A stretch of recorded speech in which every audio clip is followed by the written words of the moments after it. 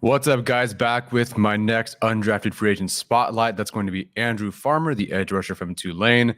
Sorry for the PowerPoint. I don't know why it uploaded like this. All the other slides are fine. I don't think you guys care enough about the title slide. So here we go. As always, we're going to get into some background, what we know, and then some evaluation of the player using film, if any, and statistics. And then finally, just a roster projection. Do I think he makes the roster?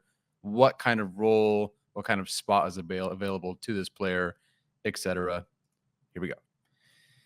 So Andrew Farmer, the edge rusher from Lane College, not exactly in terms of the testing, the most elite athlete out there. I think one thing to pay attention to, which I'll bring your attention to a little bit later, is the shorter arm length. Not that those are short arms, but in Brandon Staley's defense, I believe their average was right around 33, if not slightly above 33. And it's even longer for defensive tackles. So that shorter arm length usually doesn't bode well for, trying to make this roster as a Chargers player, but it is not necessary. Even Kyle Van Noy last year, who technically was a linebacker early on before he switched to more full-time edge when Joey went down. But Kyle Van Noy's arms are shorter than 30. I think they're even like 31 and a half in terms, if I'm not mistaken. So it's not the end all be all. It doesn't mean that you won't be successful. It just, if you're trying to project someone to the roster, you're looking more for those 33-inch arms. Since he did go to Lane College, and some of the infographics I'm going to use, and then the quote I'm going to talk about next is from Gerald J. Huggins, the scout for draft HBCU players, HBCU being historically Black college and universities. He does an excellent job breaking down all the players they can get their eyes on, their hands on in terms of film. So really great stuff. I'll leave the link to their 50-plus page draft guide in the link to this video. Or in the description of this video, I'll have that link so you guys can check that out if you want. You have to pay for the draft guide, of course, but I think it's worth looking into because do you and I have the same kind of access as these guys do? No. So I think it's worth looking up. So from his perspective, from Gerald J. Huggins' perspective, Farmer has, or is it Andrew Farmer? I don't know. He calls him Andrew. I call him Andrew. We'll call him Farmer. Excellent motor, which is absolutely true, but I'm just going to give you his perspective from now. Good block recognition and awareness, above average power to generate knockbacks. Some negatives against the run. Pad level can be a bit high versus double teams, and he's an above average tackler. I think he's maybe better tackler than that. Yeah, in terms of pass rush, the positives that he is tenacious. He's a high motor rusher. Again, you'll see that theme of motor popping up quite a bit. Average bend and flexibility at the top of the rush. That's true. Good power on initial contact. But the negative, and it's summed up in a very short way, but it is the biggest negative. It is the raw rusher, right? So in terms of counters needing work, a pass rush plan, that sort of thing, those need work. So his pro comp from Gerald Huggins is Michael Bennett. I couldn't tell you if that's accurate or not. I can't say I've watched Michael Bennett outside of anything in the NFL. And even then, I don't recall what his skill set was like, but maybe there's a physical comp here. Maybe there's the motor and proficiency against the run, but maybe not so much against the pass, that sort of thing here. I don't know. And his projection for him was, potential day 3 player somewhere between day 3, an undrafted free agent. Obviously, you get him as an undrafted free agent, and that's totally fine. So that's from Gerald J. Huggins. Again, the scout for draft HBCU players. I'll leave the description to the draft guide, which you can purchase in the description. So the stats, as far as what I was able to gather, and this is based on the charting within that draft guide, which is why I really liked using it. Because if you look at Pro Football Focus, once again, they don't go for everybody. They don't watch every player. I get why that would be very difficult. So I think for Andrew Farmer on Pro Football Focus, there's 2 or 3 games per year. So what we actually have is in the 18 games that he's played, Andrew Farmer has played. I believe that includes 2 years, not just one, but I could be wrong. 114 tackles, 44 tackles for loss, and 17 and a half sacks. Pressures were not charted, so I don't know exactly how many pressures he's had. But again, in 18 games, 114 tackles, 44 tackles for loss, and 17 and a half sacks. So you want a player, right? And Telesco's talked about this, and we sort of discussed it last time with the Nick Millsap evaluation. You want to see these players, if they're not from Georgia, Alabama, whatever, LSU, do you want to see them then go dominate the competition that's across from them? And I think that's certainly the case here with, again, in 18 games, 114 tackles, 44 tackles for loss, 17 and a half sacks. On film, I do think that motor is the number one trait. And I don't mean that as like, well, he's got nothing else, but like it really is his number one trait, in my opinion. The motor to chase down running backs and players on the backside of plays and record tackles for loss is outstanding. His motor and his tenacity to continue to work through a play, even as a rusher where he is a bit more raw, he's very raw, I should say, he's at least able to work through and hustle. And, if the quarterback is bailing from the pocket, he's going to go chase him down. He's going to rack up some of his pressure, some of his numbers that way immediately. And I would say, like, overall, he's above average physically in terms of the physical traits that he displays on film. So is there bend? Yes. Is it above average? I'd say so. Is it great? Is it consistent? No. But it's there and it's above average. Is he powerful? Is he a power rusher? Does he have the same like hands and strength like Thule, for example? No.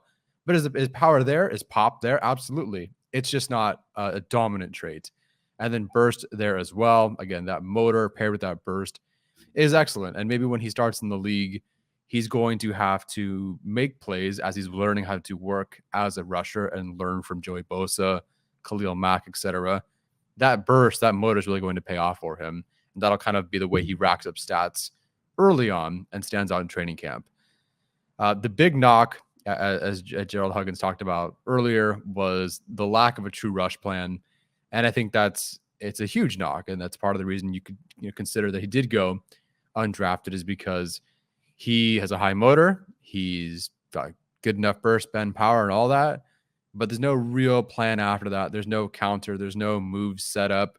You watch some of these elite rushers. And of course, like, do I expect him to be Joey Bosa? No. But you watch these guys and you can tell that they've set up the next thing they're going to do, the next pass rush move 2 plays before, and then they go out and execute. And they've got several different ways they can win.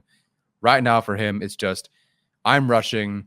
Maybe I'm faster. Maybe I'm stronger. Maybe I have more bend. But there's not really like a specific go-to move for him. Although I do think, if anything right now, if he's going to win outside of motor, it is going to be with that bend. I do think there are instances where he can dip and rip enough to get things done. But again, I'm not going to say that he's an outstanding bender here. Again, didn't test physically well. Didn't test elite, I should say.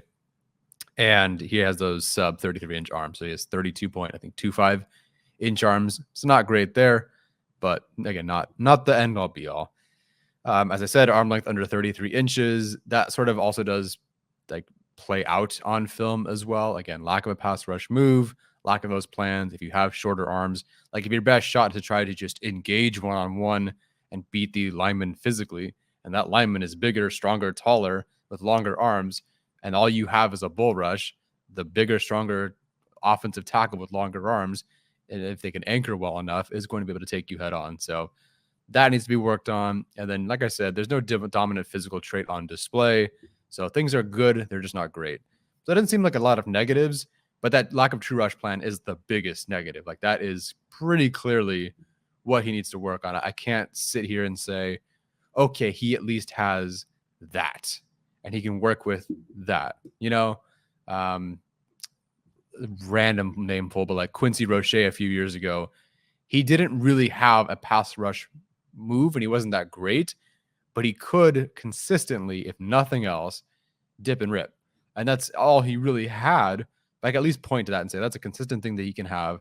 That's why someone should take him in the 3rd or 4th round, wherever he ended up going. I don't know. So Andrew Farmer is a tier below that, where he has that. It's just very inconsistent. So again, no real go-to, and that's a bit problematic. So as far as his roster projection, and again, if you saw the last video, I'm going to kind of break it down like this, grade them on a scale of A through D on their background, the film, the stats, and then is there an open roster spot at all? And if for some reason they don't have film or the stats, I can put incomplete. So for him, for the background, again, it's not like I'm talking just about the character here. It seems like he's a very good guy. Talking to people about his character, he does seem like a good guy, good player, hard worker. I think that shows up in the motor as well. The background issue being that he did play for Lane College, which is nothing wrong with that. But you're facing an uphill battle when some of the other guys in front of you are guys who have either played in the NFL or they've played at bigger schools, or they have more NFL experience, or, whatever. Starting from Lane College is tough. So the background from here is going to be a C. I'd say the film is a C as well. Average, like solid work that's out there, things to work with. I just don't know that there's no elite trait. There's no elite pass rush move that he has. There's nothing I can lean on and say, okay, let's move him to a B or even an A here. Whereas someone I think even like Ty Shelby last year, I think he had a few more moves to work with, like the long arm, the dip and rip, that sort of thing. Maybe like a club. I can't remember now. It's been a while. But I would have put like someone like Ty Shelby in the B category. Farmer has a lot to work with, just not the moves right now. So he's in the C category there. In terms of stats, we talked about it a little bit ago. In 18 games, 114 tackles, 44 tackles for loss, 17 and a half sacks. That's not bad. So I'm going to give that an A there. I don't know what the pressures are. I don't know what the pass rush win rate is, or at least I don't know based on all of his games, because PFF does not have those. And that's my really only access to those win rate sort of things. So stats seem excellent. Certainly racked up the stats over the years. So I'm cool with that. The roster spot part is tough because he is at best, and we'll jump into this now, my projection for him. So he has the tools in the projection, in my opinion, to be someone, a long-term developmental edge. And I don't mean that he's going to be their edge long-term.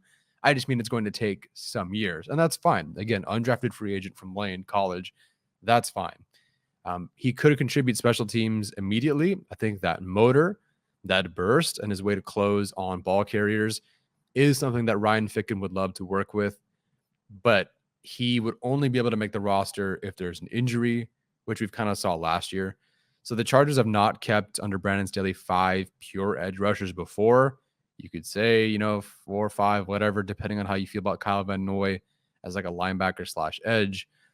But they've never kept those 4. And even so, as I'm recording, Daniel Popper's article just came out about the roster projection, and he only has 4 edge rushers as is, which makes sense. And they already have 1 through 4 locked up. Farmer's not beating out Chris Rumpf. He's not beating out Thule. He's certainly not beating out Joey Bosa and Khalil Mack. So he would have to beat out someone like Carlo Kemp. Now, did Carlo Kemp, has he done more already? Has he already been in the NFL? Has he shown that he can play? Yeah, Carlo Kemp has already done that.